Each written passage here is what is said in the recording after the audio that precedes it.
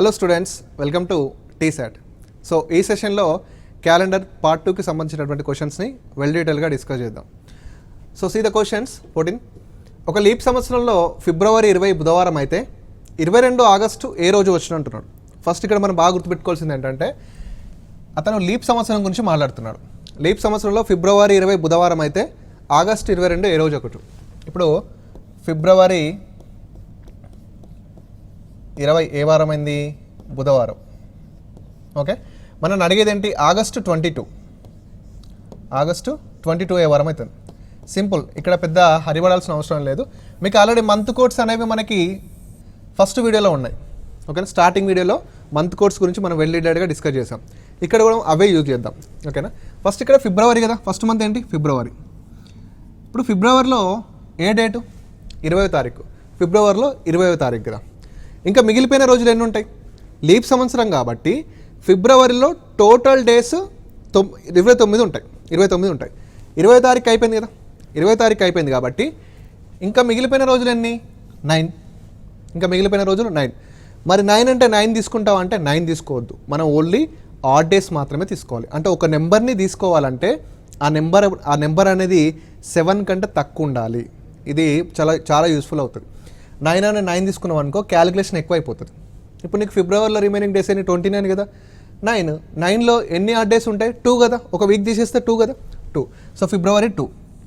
Next మార్చి month మొత్తం ఉంది కదా. ఇప్పుడు ఫిబ్రవరి నుంచి నువ్వు ఆగస్ట్కి వెళ్తుంటే ఇక్కడ మార్చ్ ఉంటుంది. మార్చ్ మొత్తం ఉంది కదా, ఉంది. మార్చ్ కూడా ఎంత మనకి? 3. నెక్స్ట్ ఏప్రిల్ కూడా ఎంత? 2. March April. నెక్స్ట్ అంటే మే కూడా ఎంత? 3. మే తర్వాత అంటే నెక్స్ట్ జూన్ కూడా ఎంత? 2. నెక్స్ట్ జూలై కూడా ఎంత? 3. నెక్స్ట్ మంత్ ఏంటి? ఆగస్టు మొత్తం ఇన్వాల్వ్ అయిందా? కాలేదు. ఆగస్టు డేట్ ఎంత? 22. ఆగస్టు డేట్ ఎంత? 22 అంటే 22 అని తీసుకోవద్దు. మళ్ళీ నేనేమంటున్నా, ఒక నెంబర్ని తీసుకోవాలంటే ఆ నెంబర్లో ఉండేటటువంటి ఆడ్ డేస్ని మాత్రమే తీసుకో. 22 ఉంది. 22లో ఎన్ని ఆడ్ డేస్ ఉంటాయి? 22/7 చేస్తే 7 3 21. 21 పక్కకు పెట్టు. ఎంత మిగులుతుంది? 1 మిగులుతుంది కదా. సో 1 తీసుకో. అయిపోయిందా? రైట్. ఇప్పుడు ఇందులో ఏమైనా 7లు కట్ అవుతున్నాయో చూసుకో. 7 కాంబో అంటే ఇప్పుడు చూడండి, 2 + 2 4, 4 + 3 7. క్లియర్. నెక్స్ట్ 3 + 3 6, 6 + 1 7. క్లియర్. ఎంత మిగిలింది? 2. ఎందుకు సార్ ఇంత ఈజీగా కట్ చేసారంటే, ఇప్పుడు ఇవన్నీ క్యాలిక్యులేట్ చేసి ఇక్కడ ఒక ఫిగర్ వస్తుంది. ఇవన్నీ క్యాలిక్యులేట్ చేసినాక ఇక్కడ ఒక ఫిగర్ వస్తుంది. ఆ ఫిగర్లో నువ్వు ఏం చేయాలి? మళ్ళీ విషమ రోజులే కనుక్కోవాలి. విషమ రోజులు కనుక్కోవాలంటే ఏం చేయాలి? ఆడ్ డేస్నే తీసేయాలి. అదేదో ఇక్కడ తీసేస్తే అయిపోతుంది. ఇప్పుడు చూడండి, 2 + 3 5, 5 + 2 7, 7 + 3 10, 10 + 2 12, 12 + 3 15, 15 + 1 16, 15 + 1 16. ఇప్పుడు 16లో నెంబర్ ఆఫ్ ఆడ్ డేస్ ఎన్ని ఉంటాయి?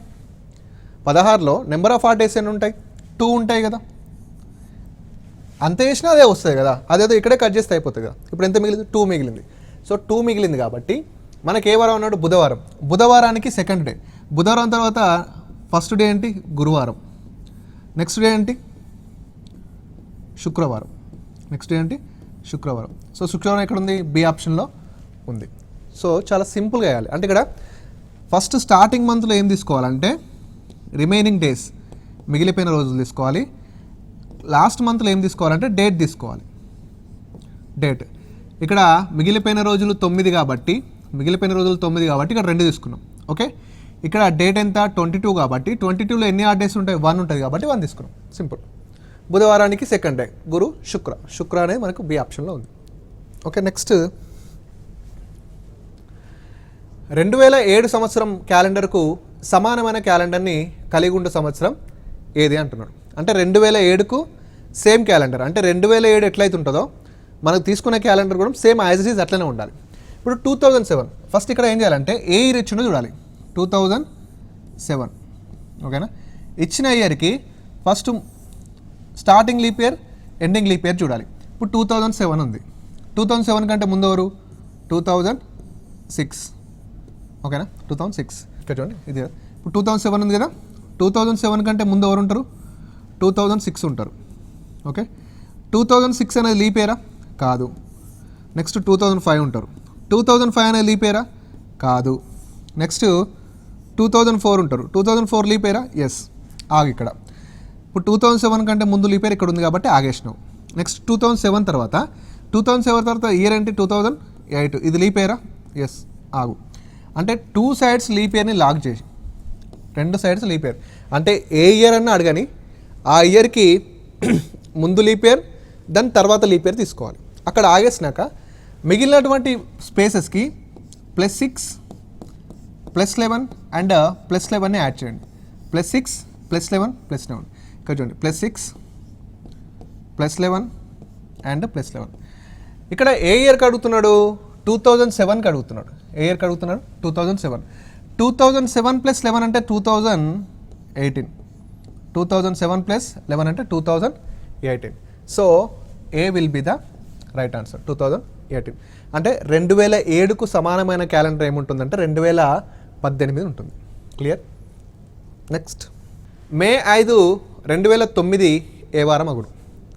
మే 5 అంటే ఒక డేట్ ఇచ్చి డేని కనుక్కోమన్నప్పుడు ఏ విధంగా చేయాలంటే ఫస్ట్ ఇక్కడ చూడండి ఈ విధంగా. అంటే first x + y + z + odd days by 7 చేస్తే ఈజీగా వస్తుంది. ఓకేనా? x + y + z + odd days మీకు ఇంక ఈజీగానే అర్థమవుతుంది.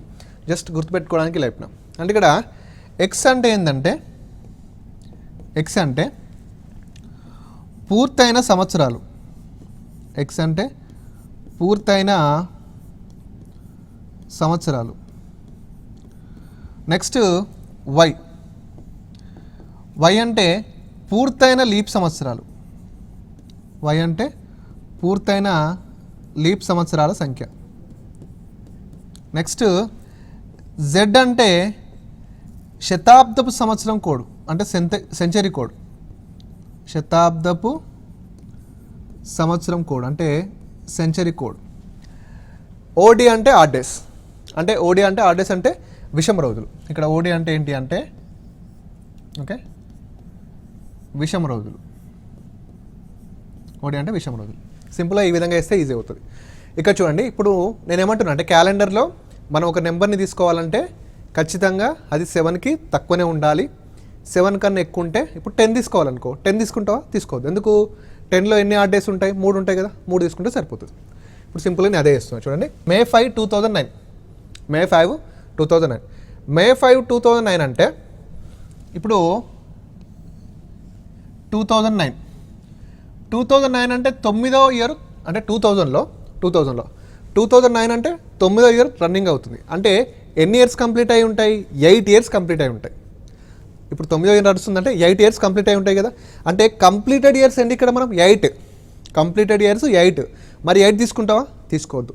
8లో ఎన్ని ఆడ్ డేస్ ఉంటాయి? 1 ఉంటుంది కదా. 1 తీసుకో. సింపుల్ ఈజీ అయిపోతుంది. ఇక్కడ పూర్తయిన సంవత్సరాలలో 8 + ఎంత తీసుకున్నాను? 1 ప్లస్ పూర్తయిన లీప్ సంవత్సరాలు. పూర్తయిన లీప్ సంవత్సరం అంటే ఇది 2000 సెంచరీకి సంబంధించింది కాబట్టి 2000 శతాబ్దానికి సంబంధించింది కాబట్టి 2009 కంటే ముందే ఏమొస్తుంది? లీప్ ఇయర్ 2008 వస్తుంది. 2008 కంటే ముందు లీప్ ఇయర్ ఏమొస్తుంది? 2004. అంటే 2009 కంటే ముందు ఎన్ని లీప్ సంవత్సరాలు పూర్తయినాయి? 2. ఓకేనా? 2. సో 1 + 2 0. నెక్స్ట్ శతాబ్దపు కోడ్ అంటే 2000 సెంచరీకి సంబంధించినటువంటి సెంచరీ కోడ్ ఎంత అంటే ఆల్రెడీ స్టార్టింగ్ క్లాస్లో చెప్పాను. 2000 శతాబ్దకు సంబంధించి కోడ్ ఎంత అంటే 0. ఓకేనా? 0 plus odd days. Odd days అంటే విషమ రోజులు. సరే ఈ ఆడ్ డేస్ని ఏ విధంగా ఫైండ్ అవుట్ చేయాలంటే ఇప్పుడు చూడండి మే 5 2009 కదా. మే 5 2009 అంటే మే 5 2009 అంటే మే వరకు అంటే మే ముందు ఇంకేమైపోయింది? 2009లో జనవరి అయిపోయింది, ఫిబ్రవరి అయిపోయింది, మార్చ్ అయిపోయింది, ఏప్రిల్ అయిపోయింది కదా. అవన్నిటిని ఫైండ్ అవుట్ చేయాలి. అండ్ ఇప్పుడు మేకి ముందు జనవరి అయిపోయింది. జనవరి కోడ్ ఎంత? 3. తర్వాత ఫిబ్రవరి అయిపోయింది. ఫిబ్రవరి కోడ్ ఎంత? 0 నార్మల్ ఇయర్ కాబట్టి. నెక్స్ట్ మార్చ్ అయిపోయింది. మార్చ్ కోడ్ ఎంత? 3. నెక్స్ట్ ఏప్రిల్ అయిపోయింది. ఏప్రిల్ కోడ్ ఎంత? 2. నెక్స్ట్ మే అయిపోయింది. మేలో ఏ డేట్ ఇచ్చిండు? 5 ఇచ్చిండు కదా. 5 మేలో 5. మళ్ళీ వీటన్నిటిని కౌంట్ చేసి మళ్ళీ ఆ నెంబర్ని ఇక్కడ వేయొద్దు. ఓకేనా?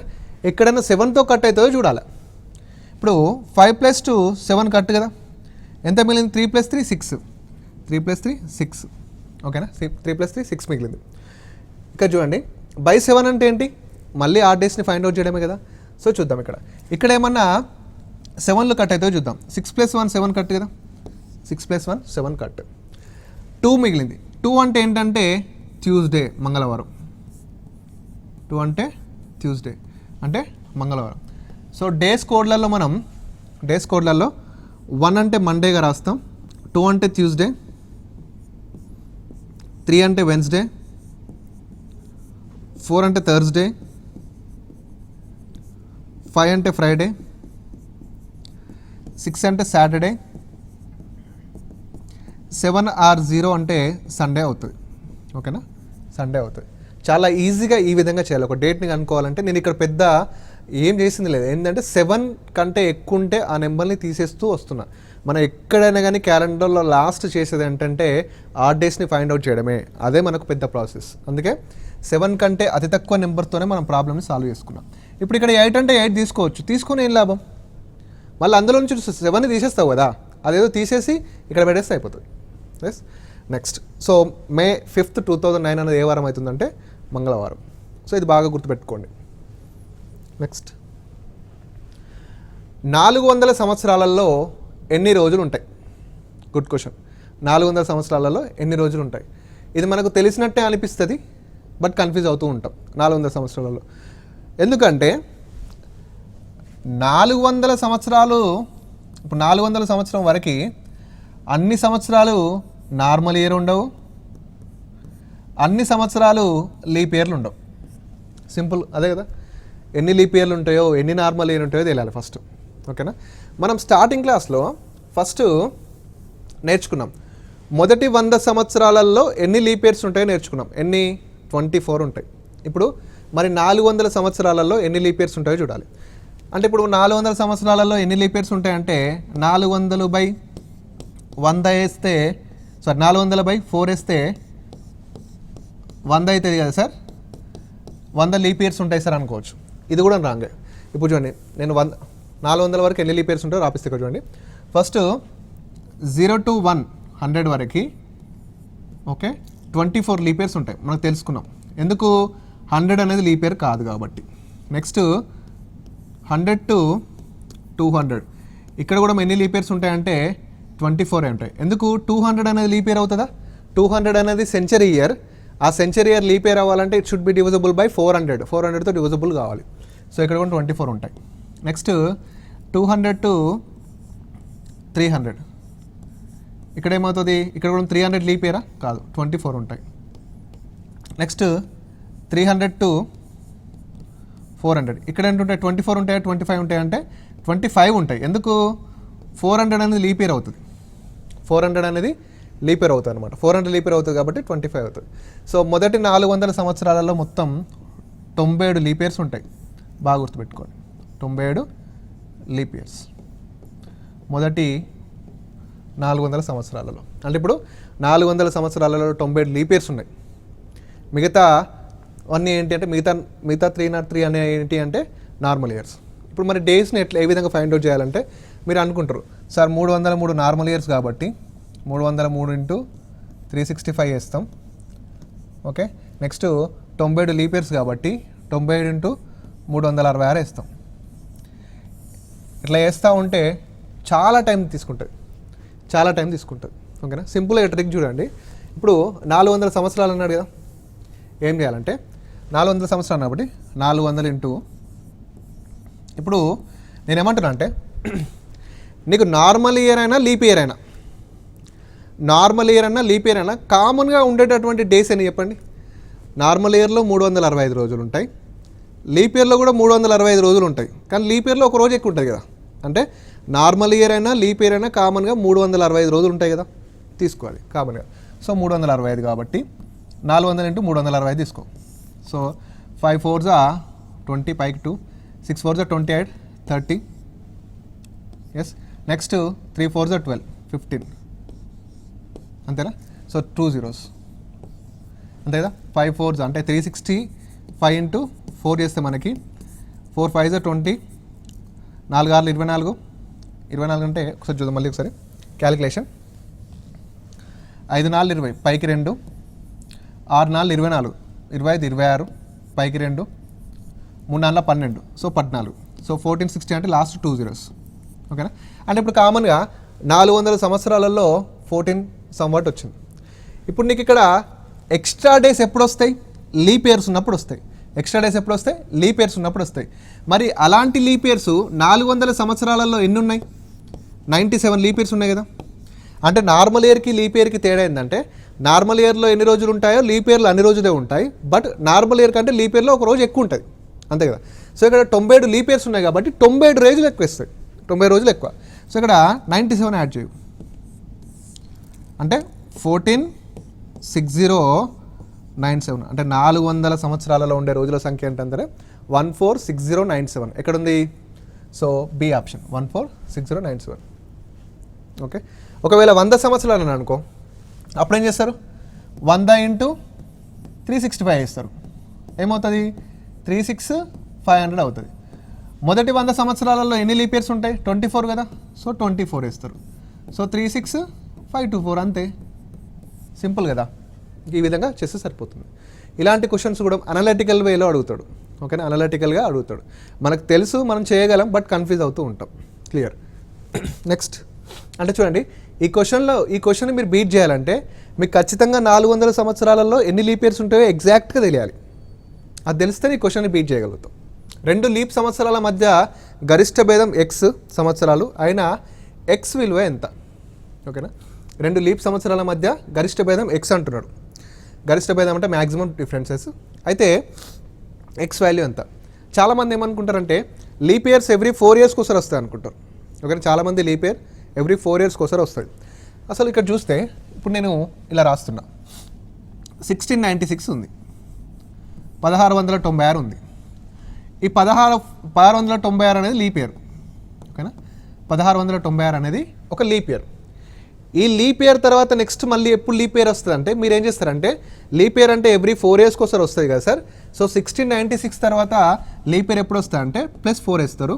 అప్పుడు ఏమవుతుంది? 1700 అవుతుంది. అప్పుడు ఏమవుతుంది? 1700 అవుతుంది.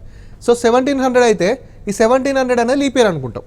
బట్ నేనేమంటున్నానంటే 1700 అనేది ఏంటిది? Century year. మనం సెషన్ 1లో నేర్చుకున్నాం. 1700 అనేది సెంచరీ ఇయర్. ఒక సెంచరీ ఇయర్ లీప్ ఇయర్ కాదా తెలియాలంటే it should B divisible by 400. ఇప్పుడు 1700 అనేది 400తో డివిజిబుల్ అవుతుందా? కాదు కదా. ఎగ్జాక్ట్గా అవుతుందా? కాదు. సో అందుకే ఇది లీప్ ఇయర్ కాదు. అంటే 1696 సంవత్సరం తర్వాత వచ్చే లీప్ ఇయర్ 1700 కాదు. మళ్ళీ ఏం చేస్తాం? +4 చేస్తాం. +4 ఏమవుతుంది? 1704. ఇప్పుడు ఈ 1704 అనేది లీప్ ఇయరా కాదా తెలియాలంటే లాస్ట్ 2 digits ఉన్నాయి కదా, లాస్ట్ 2 digits. ఇదైతే సెంచరీ ఇయర్ కాదు, ఇది సెంచరీ ఇయర్ కాదు, ఒక నార్మల్ ఇయర్. ఈ లాస్ట్ 2 digits అనేవి 4తో డివిజిబుల్ అవుతున్నాయా? అవుతాయి. సో 1696 తర్వాత వచ్చే నెక్స్ట్ లీప్ ఇయర్ ఎప్పుడు అంటే ఇక్కడ 4 years, ఇక్కడ 4 years, అంటే 8 years తర్వాత వస్తుంది. ఓకే, అంటే 2 వరుస లీప్ సంవత్సరాల మధ్య మినిమం డిఫరెన్స్ ఎంత అంటే మినిమం అంటే కనిష్ట భేదం మినిమం ఎంత అంటే 4 years. ఓకేనా, మినిమం 4 years. ఒకవేళ మ్యాక్సిమం అడిగాను అనుకోండి, అంటే గరిష్టంగా మ్యాక్సిమం అడిగాను అనుకోండి 8 years, మ్యాక్సిమం 8 years. ఇప్పుడు ఇక్కడ మ్యాక్సిమం అడిగినా మినిమం అడిగినా గరిష్ట భేదం అడిగిన కదా, గరిష్ట భేదం అంటే ఎంత? 8. ఎందుకు 8 అనేదానికి ఇది ఎగ్జాంపుల్, ఇది ఎక్స్ప్లెనేషన్ అన్నమాట. నెక్స్ట్ 2024 సంవత్సరంలో 29వ తారీఖు ఎన్నిసార్లు వచ్చును? 2024 సంవత్సరంలో 29వ తారీఖు అనేది ఎన్నిసార్లు వస్తాయి అంటున్నాడు. So good question. 2024 అనేది ఏ సంవత్సరం? ఇప్పుడు 2024 అనేది లీప్ ఇయర్, నార్మల్ ఇయర్ చూసుకుంటే ఇది ఒక మామూలు ఇయర్. లాస్ట్ 2 digits ఎంత? 24. 24/4 కట్ అవుతుందా? కట్ అవుతుంది. అంటే 2024 అనేది ఏంటిది? లీప్ సంవత్సరం. 2024 అనేది లీప్ సంవత్సరం. ఇప్పుడు లీప్ సంవత్సరంలో 29 అనేవి ఎన్నిసార్లు వస్తాయి? 29 తారీఖు ఎప్పుడు వస్తాయి అంటే జనవరిలో ఉంటుంది. ఫిబ్రవరిలో డేట్ ఎంత? 29 కదా. సో ఖచ్చితంగా ఫిబ్రవరిలో కూడా 29వ తారీఖు ఉంటుంది కాబట్టి ఖచ్చితంగా 12 నెలలలో 12 సార్లు వస్తుంది. ఓకేనా, 12 నెలల్లో 12 సార్లు వస్తుంది. అదే ఒక నార్మల్ ఇయర్ అయింది అనుకోండి, ఇప్పుడు ఇది లీప్ సంవత్సరం కాదు, ఒక నార్మల్ ఇయర్ అంటే ఒక సాధారణ సంవత్సరం అనుకోండి. ఒక సాధారణ సంవత్సరం అయితే ఏమవుతుంది అంటే సాధారణ సంవత్సరంలో ఫిబ్రవరిలో ఎన్ని రోజులు ఉంటాయి? సాధారణ సంవత్సరంలో ఫిబ్రవరిలో ఎన్ని రోజులు ఉంటాయి? 28 ఉంటాయి. 28. అంటే ఇక్కడ ఎన్ని వస్తాయి మరి సాధారణ సంవత్సరంలో 11 నెలల్లో మాత్రమే వస్తాయి, అంటే 11 సార్లే. నార్మల్ ఇయర్లో అయితే 11 టైమ్స్ వస్తుంది, నార్మల్ ఇయర్లో 11 టైమ్స్ వస్తుంది. లీప్ ఇయర్లో 12 టైమ్స్ వస్తుంది. 29వ తారీఖు జనవరిలో వస్తుంది, ఫిబ్రవరిలో కూడా వస్తుంది. ఓకేనా, సింపుల్ అండి. నెక్స్ట్ 2023లో 29వ తారీఖు ఎన్నిసార్లు వస్తుంది? సో ఇందాక మనం డిస్కస్ చేసినాక 2023 అనేది నార్మల్ ఇయరా లీప్ ఇయరా? 2023 అనేది నార్మల్ ఇయర్ లీప్ ఇయర్ అంటే లాస్ట్ 2 డిజిట్స్ అనేవి 4తో డివిజబుల్ అవుతాయా అంటే కావు. సో ఇదేంటి ఒక సాధారణ సంవత్సరం. ఒక సాధారణ సంవత్సరంలో అన్ని నెలలలో 29 తారీఖు వస్తుంది ఎక్సెప్ట్ ఫిబ్రవరి. ఫిబ్రవరి డేట్ అంటే 28 కదా, ఫిబ్రవరి డేట్ 28. ఇందులో 29 రాదన్నమాట. సో అందుకే 12 నెలలు ఉంటే 11 సార్లు మాత్రమే వస్తుంది. Okay, 11 times. ఓకే, నెక్స్ట్ నిన్న గురువారమైన ఈ రోజు నుండి 73 రోజుల ముందు ఏ రోజు ఉంటుంది? ఓకేనా, ఈ నిన్న గురువారమైన ఈ రోజు నుండి 72 రోజుల ముందు రోజు ఏమిటి? 72 రోజుల ముందంట నిన్న గురువారం అయింది. ఓకే, నిన్న గురువారం అయితే ఏంది, ఈ రోజు ఏంది మరి? సరే, నిన్న గురువారం పక్కన పెట్టు, ఈ రోజు ఏంటిది? నిన్న గురువారం అయితే శుక్రవారం. ఓకే, శుక్రవారం తీసుకో. ఓకేనా, అంటే ఈరోజు మనకేంటి? శుక్రవారం. ఈరోజు శుక్రవారం. ఎన్ని రోజుల తర్వాత అంటున్నాడా, ఎన్ని రోజుల ముందు అంటున్నాడా? ఎన్ని రోజుల ముందు అంటున్నాడు.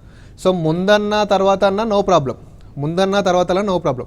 మనకు కావాల్సింది ఏంటంటే ఆ డేస్ని ఫైండ్ అవుట్ చేయడమే మనకు కావాలి. ఇప్పుడు 73 అంటే 73లో ఎన్ని ఆడ్ డేస్ ఉంటాయో చూద్దాం. సో 7 1 అంటే 10 అంటే 3. ఈ 3ని కలుపుతామా అంటే ముందుకెళ్తామా వెనక్కి వెళ్తామా అనేది చూద్దాం.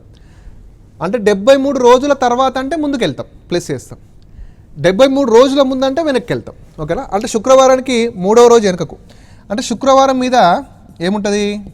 గురువారం ఉంటుంది. గురువారం మీద ఏముంటుంది? బుధవారం ఉంటుంది. బుధవారం మీద ఏముంటుంది? మంగళవారం ఉంటుంది. సో మంగళవారం ఉందా? సో మంగళవారం ఉంది కాబట్టి స్టార్టింగ్.